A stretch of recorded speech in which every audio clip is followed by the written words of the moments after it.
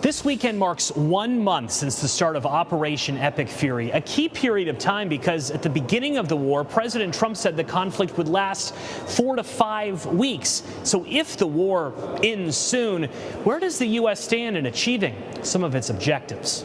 President Donald Trump has laid out a number of goals since the start of the Iran war. There'll also be a form of a very serious form of a regime change. In recent days, the president has promised a, quote, form of regime change. So what leadership changes have actually occurred? At the beginning of the war, Ali Khamenei was the supreme leader of Iran. He was killed on the first day of the conflict and has since been replaced by his son, Muqtada Khamenei. While that technically is change, the Iran regime has not collapsed, and foreign policy analysts speculate the new supreme leader may be more of a hardliner than his father. President Trump downplaying that the new leader is actually in charge, since he hasn't been seen in public. I don't consider him really the leader.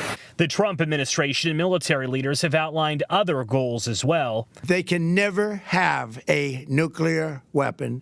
In the beginning of the war, the president outlined a clear goal of eliminating Iran's ability to get a nuclear weapon. But Iran still has uranium in its possession. President Trump said this week the U.S. will take it when the war ends, something that is yet to happen. We want no enrichment, but we also want the enriched uranium. The goal for many Americans now, as well as for President Trump, is lower gas prices, which are hovering around $4 a gallon nationally. The president has promised that prices will fall once the war is over and is calling on countries that use Middle Eastern energy to help increase the oil flowing out of the Strait of Hormuz by providing assistance.